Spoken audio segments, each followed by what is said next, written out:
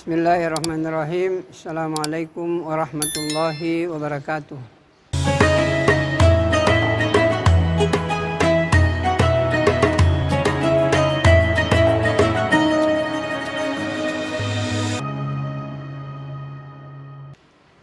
Alhamdulillah wa syukurillah wassalatu wassalamu ala rasulillah wa ala alihi wa ashabihi wa man tabi'ahum bi ihsanin ila yaumiddin. Para pemirsa dimanapun berada, pertama-tama marilah kita senantiasa bersyukur kehadirat Allah Subhanahu wa Ta'ala, Allah yang sangat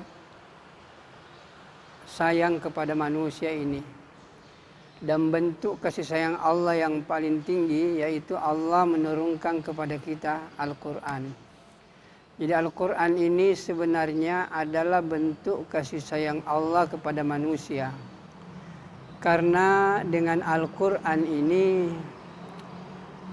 manusia ini bisa mendapatkan tuntunan bagaimana sampai kepada tujuan yang sesungguhnya. Hadirin yang mulia, selalu kita menjelaskan bahwa Al-Quran ini adalah pedoman yang diberikan kepada manusia, hudan lil muttaqin. Yang namanya pedoman itu adalah sesuatu yang akan menuntun kita ke tempat tujuan. Apakah tujuan kita sebenarnya manusia? Manusia ini selalu kita tekankan bahwa manusia ini adalah makhluk akhirat. Manusia ini mau atau tidak mau, yakin atau tidak yakin, yang namanya manusia ini akan hidup nanti selama-lamanya di akhirat. Kita di dunia ini paling 60 atau 70 tahun, tidak terlalu lama. Bahkan ini berulang-ulang kita sampaikan bahwa di dalam Al-Quran itu Allah berfirman, wa inna yawman inda rabbika ka'alfi sanatim mimma ta'udun. Satu hari kemudian itu adalah sama dengan 1000 tahun ukuran dunia. Jadi kalau 1000 ini kita bagi 24 karena satu hari itu 24 jam, maka hasilnya adalah 41,6. Artinya 41 tahun dunia itu baru 1 jam hari kemudian. Jadi ketika kita hidup di dunia, di mana Nabi selalu menekankan bahwa a'mar ummati baina sittin wa sab'in, umurnya umatku paling sekitar 60 atau 70 tahun, itu berarti kita hanya hidup 1,5 jam atau 2 jam. Apa artinya kehidupan yang 1,5 jam ini sampai 2 jam dengan kehidupan akhirat yang kekal abadi? Jadi oleh karena itu hendaknya kita menyadari bahwa kehidupan di dunia ini bukan kehidupan yang main-main, tetapi kehidupan yang menentukan bahagia selamanya atau sengsara tidak punya batas waktu. Maka hadirin yang mulia, karena di dalam Al-Quran ini merupakan pedoman, maka pasti ada larangan, ada perintah yang harus dikerjakan dan ada larangan yang harus ditinggalkan. Ini tujuannya aturan ini untuk apa sebenarnya ini aturan? Jadi aturan itu sebenarnya tujuannya untuk mengatur kita sampai kepada tujuan. Dan tujuan kita kalau kita mau langsung saja bahwa tujuan manusia karena ini adalah makhluk akhirat, bagaimana kita ini berusaha sungguh-sungguh sampai ke tujuan yang sesungguhnya, yaitu mendapatkan keridaan Allah dan masuk surganya Allah Subhanahu wa Ta'ala. Yang namanya aturan itu ada larangan, ada perintah, ada larangan. Taruhlah misalnya saya ambil saja dulu contoh peraturan lalu lintas misalnya. Itu kan ada lampu merah, ada lampu kuning, ada lampu hijau. Kalau merah berhenti, kalau hijau silakan jalan, kuning hati-hati. Selama kita mengikuti aturan ini, insya Allah kita akan sampai ke tujuan. Makanya Al-Quran ini apabila kita jadikan sebagai pedoman, tuntunan, maka insya Allah kita akan sampai ke tujuan, yaitu masuk ke surganya Allah, mendapatkan keridaan Allah Subhanahu wa Ta'ala. Para pemirsa dimanapun berada yang saya muliakan, Yang kita pada kesempatan hari ini adalah kita akan membahas yaitu surah Al-Baqarah ayat awal, yaitu ayat 1 sampai 5. Di mana Allah Subhanahu wa taala berfirman, Alif Lam Mim. Dzalikal kitabu la raiba fihi hudal lil muttaqin. Alladzina yu'minuna bil ghaibi wa yuqimuna as-salata wa mimma razaqnahum yunfikun. Walladzina yu'minuna bima unzila ilaika wa ma unzila min qablika wa bil akhirati hum yuqinun. Ulaika ala hudam mir rabbihim wa ulaika humul muflihun. Jadi ayat 1 sampai ayat kelima ini yang akan menjadi pembahasan kita pada kesempatan kali ini. Mari kita lihat yang pertama, Alif Lam Mim. Ini para mufassir dan ulama-ulama tafsir, bahkan mayoritas ulama, dalam menjelaskan Alif Lam Mim ini, itu mereka berpendapat bahwa tidak ada yang mengetahui artinya. Hanyalah Allah Subhanahu wa taala yang memahami apa maksudnya, apa artinya daripada Alif Lam Mim. Sebenarnya ayat ini pun juga memberikan kepada kita suatu gambaran bahwa manusia ini nggak punya apa-apa. Biar dia orang pintar, bayangkan dia bisa membaca Al-Quran, hafal Quran, kemudian mentadabburi Al-Quran, menafsirkan Al-Quran. Kemudian sampai kepada Alif Lam Mim ini saja, ketika ditanya apa maksudnya itu, mereka mengatakan hanya Allah yang tahu maksudnya. Begitu terbatasnya ilmu manusia. Sekalipun dia ahli tafsir, sudah hebat dalam menafsirkan ayat-ayat, tapi ketika berhadapan dengan ayat-ayat seperti ini, kaif, haya, insan, alif, lam, ra, mereka tidak tahu apa maksudnya. Hanya mengatakan Allah yang lebih mengetahui arti dan maksudnya. Maka oleh karena itu Alif Lam Mim ini kita hanya mengatakan bahwa itu adalah Allah yang mengetahui maksudnya. Kemudian di sini dijelaskan zalikal kitabu la raiba fihi hudal lil muttaqin. Zalika alkitab, jadi dipakai itu zalika, padahal ini Al-Qur'an ini untuk menggambarkan begitu luasnya, begitu kasih sayangnya, dikatakan kitab itu, ini menunjukkan suatu keagungan, bahwa sekalipun dekat dikatakan kitab itu, ini menunjukkan bahwa betul-betul luar biasa agungnya ini Al-Quran. Jadi itulah Al-Quran yang mencakup seluruh aspek kehidupan manusia. La raiba fihi, tidak ada keraguan di dalamnya. Jadi bagi orang yang beriman ini tidak perlu meragukan ini isi Al-Quran. Semua ayat-ayat yang terdapat dalam Al-Quran harus diyakini sungguh-sungguh bahwa itu adalah sumber kebenaran dan itu adalah datangnya dari Allah Subhanahu wa taala. Satu ayat saja yang kita ragukan dalam kehidupan ini berarti berkurang itu keyakinan kita, tidak sempurna keyakinan kita itu. Karena dikatakan Al-Quran ini namanya Al-Quran, mulai daripada Al-Fatihah sampai kepada An-Nas, birabbin nas, malikin nas, min syarril waswasil khannas, alladzi yuwaswisu minal jinnati wan nas. Jadi mulai Alif Lam Mim sampai minal jinn, mulai Al-Fatihah sampai minal jinnati wan nas, ini adalah semua firman-firman Allah Subhanahu wa taala, dan satu ayat saja yang kita ragukan itu menunjukkan bahwa tidak sempurna keimanan kita kepada kitab-kitab ini. Padahal ini adalah merupakan rukun iman, yakin dan percaya terhadap kitab-kitab yang diturunkan oleh Allah sebelum Nabi Muhammad, dan kitab yang diturunkan kepada Muhammad inilah Al-Quran, Alkitab.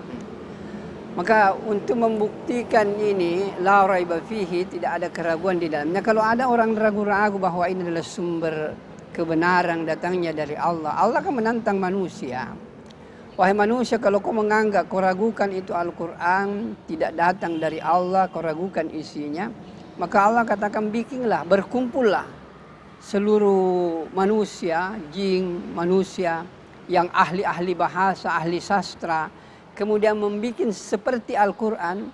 Sampai sekarang tantangan Al-Quran ini nggak ada yang bisa lakukan. Dan bahkan Allah katakan tidak usahlah satu Al-Quran. Satu surah saja yang persis sama dengan surah Al-Quran kandungannya, kemudian ketelitian kosakatanya dan lain sebagainya. Satu surah saja, surah yang terpendek misalnya wal asr innal insana lafi khusr illa alladzina amanu wa amilus solihat wa tawasaw bil haq wa tawasaw bis sabr. Bikinlah satu surah yang jumlah sedikit ayatnya 3. Karena surah yang terpendek itu adalah ayatnya 3. Tidak ada yang 2. Nah, termasuk salah satu diantaranya surah Wal Asri ini 3 ayatnya. Dan inilah ada surah yang terpendek. Bikinlah satu surah seperti itu. Sampai sekarang ini tidak ada yang mampu untuk memenuhi tantangan daripada Al-Quran. Bikin satu surah daripada Al-Quran. Maka hadirin yang dimuliakan oleh Allah Subhanahu wa taala, jadi la raiba fi, tidak ada keraguan di dalamnya. Tidak bisa kita meragukan satu ayat pun dari Al-Qur'an. Kemudian hudal lil muttaqin, ini adalah petunjuk, pedoman bagi orang yang bertakwa. Jadi orang yang bertakwa lah yang bisa menjadikan Al-Qur'an ini sebagai penuntun dan pedoman dalam hidup. Orang yang bertakwa ini adalah orang yang melaksanakan perintah Allah Subhanahu wa taala dengan sempurna dalam kehidupannya, kemudian meninggalkan seluruh larangan Allah dalam kehidupannya.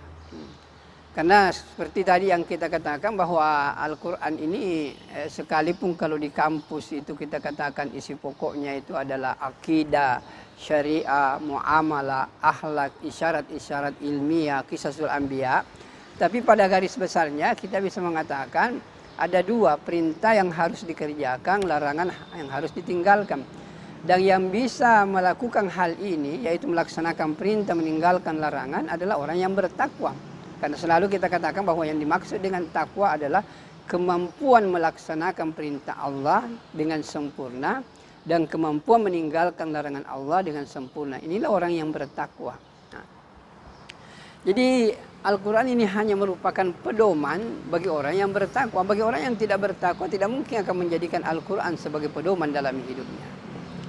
Maka hadirin yang dimuliakan oleh Allah Subhanahu wa taala, kemudian kalau kita memperhatikan ini ayat, siapa sih sebenarnya yang disebut dengan al-muttaqin ini? Siapa? Maka ayat selanjutnya menjelaskan alladzina yu'minuna bil ghaib. Jadi orang yang akan menjadikan Al-Quran ini sebagai pedoman, yaitu orang yang bertakwa. Yang dimaksud dengan orang yang bertakwa ini adalah alladzina yu'minuna bil ghaib, yaitu orang-orang yang percaya, yakin dengan sesuatu yang gaib. Atau apakah yang gaib itu? Kita kembali ketika sementara duduk Rasulullah bersama sahabat, kemudian datang seorang yang pakaiannya putih-putih, kemudian rambutnya hitam, duduk di hadapan Nabi, lututnya bersentuhan dengan lutut Nabi, kemudian meletakkan tangannya di atas pahanya, kemudian kan dia bertanya. Ini bisa kita lihat penjelasan sederhananya dalam kitab Arba'in An-Nawawi hadis kedua itu. Langsung duduk itu orang, kemudian bertanya, Mahwal Islam? Kemudian Nabi jawab, Al-Islam an tashhada an la ilaha illallah wa anna Muhammadar Rasulullah wa tuqimas salata wa tu'tiyaz zakata wa tasuma ramadana wa tahujjal baita in istata'ta ilaihi sabila. Jadi jawab dengan rukun Islam itu. Ini pun juga perlu saya tegaskan kembali. Kalau ada orang yang bertanya, apa itu Islam? Jawablah seperti jawabannya Nabi. Terangkanlah seperti apa yang diterangkan Nabi. Bahwa Islam itu kau bersaksi, meyakini sungguh-sungguh, tidak ada yang berhak disembah kecuali Allah. Kau dirikan salat, kemudian keluarkan zakat, berpuasa pada bulan Ramadan, dan naik haji kalau ada kemampuan. Nanti kita akan bahas dalam waktu-waktu yang lain tentang rukun Islam ini.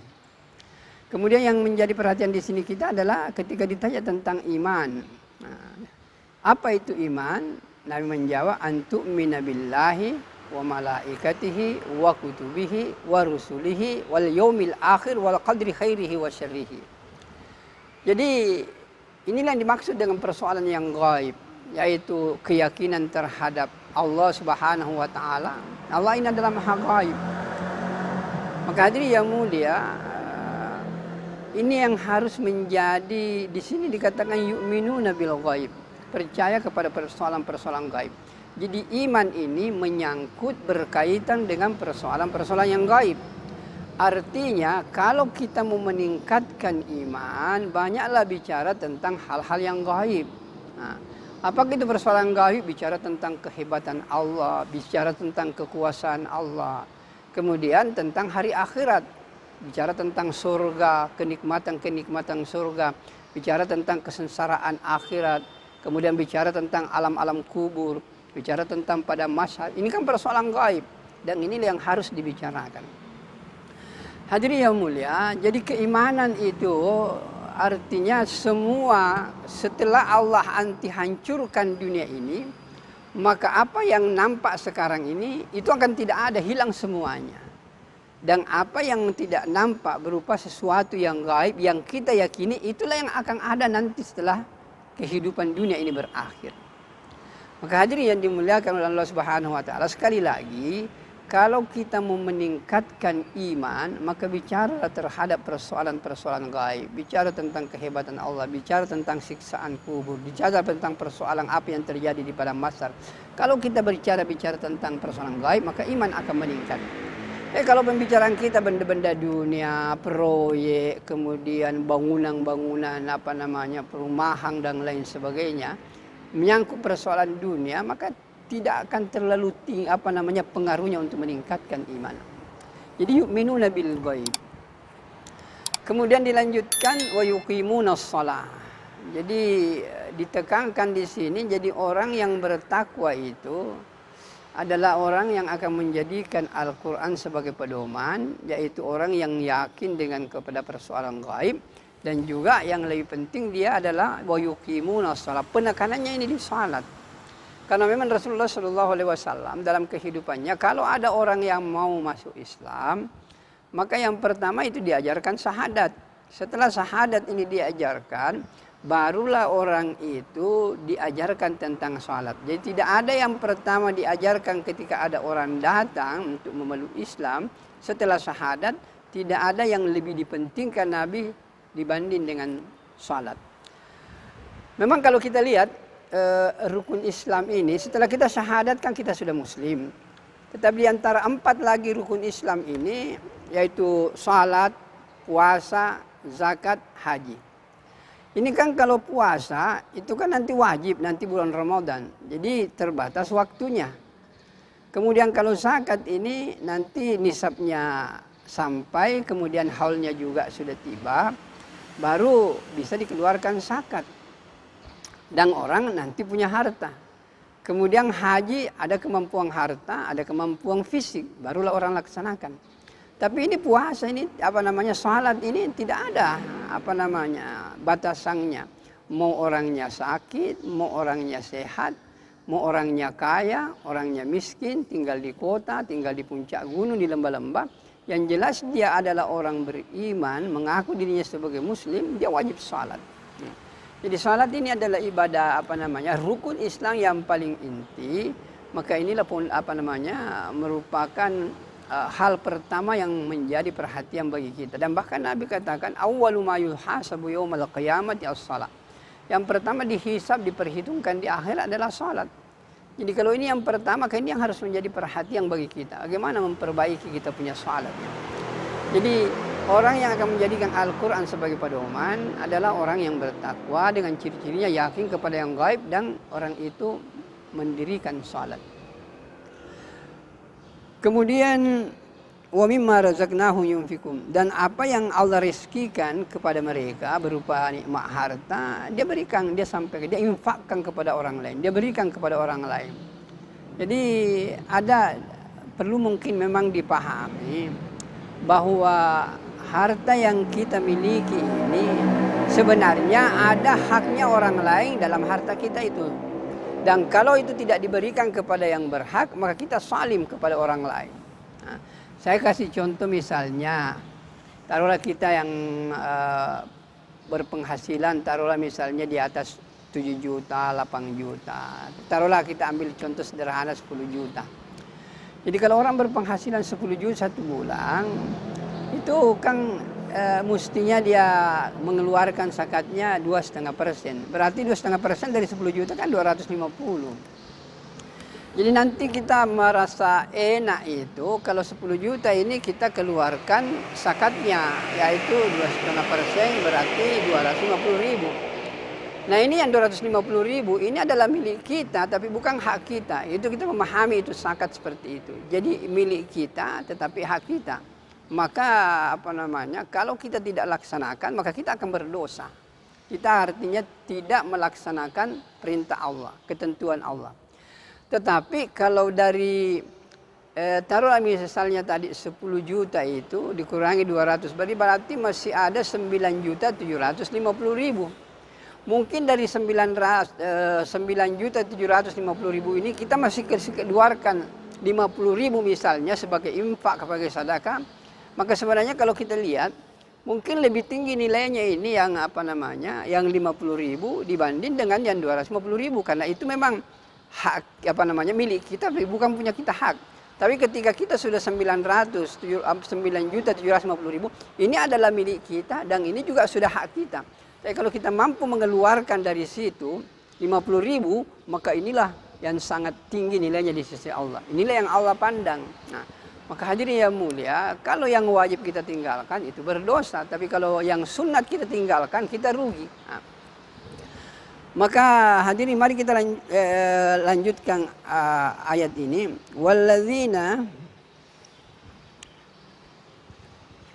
Alladzina yu'minuna bil ghaibi yuqimuna sholata mimma razaqnahum yunfiqun. Walladzina yu'minuna bima unzila ilaika wa ma unzila min qablika wa bil akhirati hum yuqinun. Jadi orang yang bertakwa itu adalah orang yang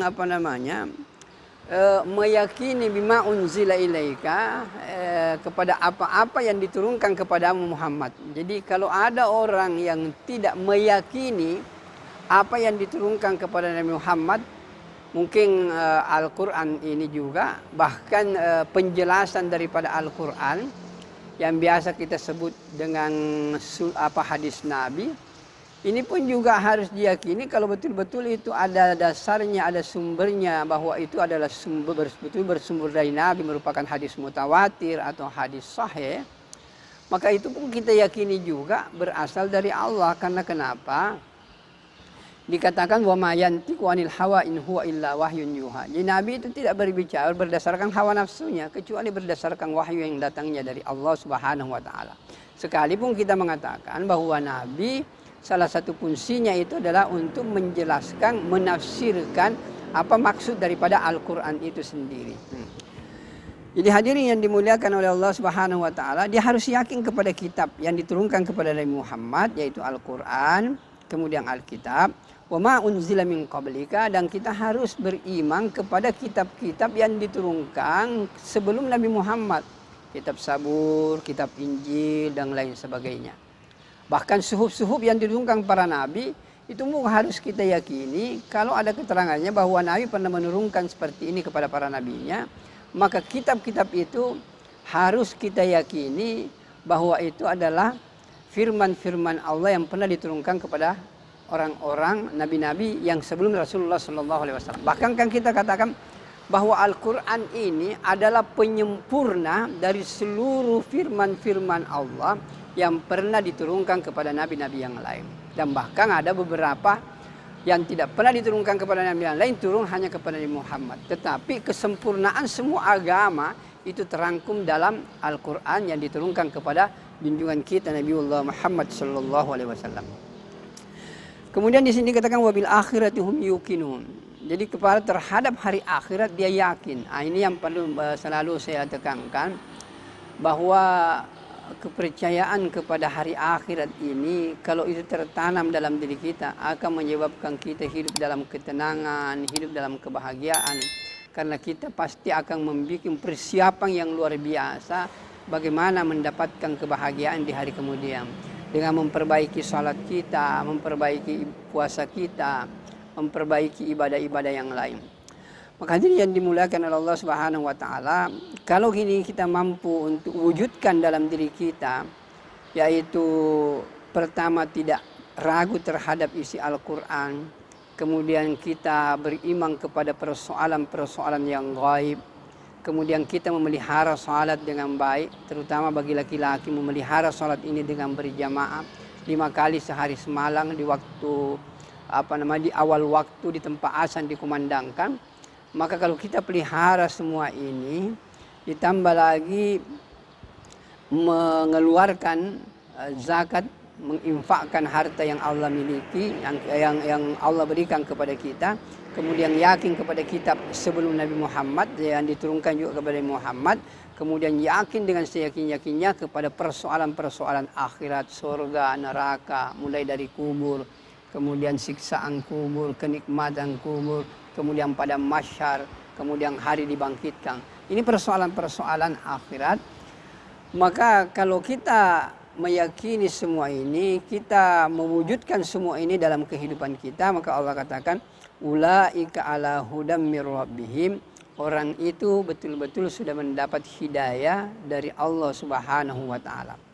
Jadi dengan demikian orang yang melaksanakan, mewujudkan semua persyaratan orang bertakwa ini dalam hidupnya sebagaimana yang dijelaskan dalam ayat ini, ulaika ala hudam mir rabbihim, itulah orang yang mendapatkan hidayah, petunjuk daripada Allah Subhanahu wa taala, wa ulaika humul muflihun, dan itulah orang-orang yang untung, itulah orang-orang yang bahagia, itulah orang-orang yang mendapatkan kenikmatan dalam hidup ini. Bahkan dikatakan orang muflih ini adalah orang yang beruntung, orang yang senantiasa mendapatkan keridaan Allah Subhanahu wa taala. Jadi keuntungan ini kalau berdasarkan ayat 1 sampai dengan 5 ini, jadi orang yang beruntung ini, orang yang berbahagia ini adalah orang yang persyaratan-persyaratan yang ada dalam ayat 1 sampai 5 ini dia miliki, yaitu tidak ragu terhadap isi Al-Qur'an. Kemudian mempunyai sifat takwa dalam arti dia beriman kepada persoalan gaib, kemudian mendirikan salat, menginfakkan apa yang Allah berikan, kemudian percaya kepada kitab yang datang kepada Rasulullah, dan percaya kepada kitab-kitab yang datang sebelum Rasulullah Shallallahu Alaihi Wasallam. Kemudian dia yakin sungguh-sungguh terhadap hari akhirat. Maka itulah orang-orang yang berada dalam hidayah, mendapatkan hidayah dari Allah, dan itulah orang-orang yang beruntung. Mudah-mudahan kajian sederhana kita ini memberikan wawasan sedikit bagaimana menyikapi kehidupan ini, menjadikan Al-Quran sebagai pedoman dalam diri kita, karena ini adalah petunjuk bagi orang-orang yang akan mendapatkan kejayaan, keuntungan dalam hidupnya, sehingga dia bisa bahagia di dunia dan bisa bahagia di akhirat. Inilah yang bisa saya sampaikan. Mudah-mudahan Allah memberkati kita semua. Baik, kita tutup dengan doa kafaraah majelis. Subhanakallahumma bihamdika asyhadu an la ilaha illa anta astaghfiruka wa atubu ilaik. Assalamualaikum warahmatullahi wabarakatuh.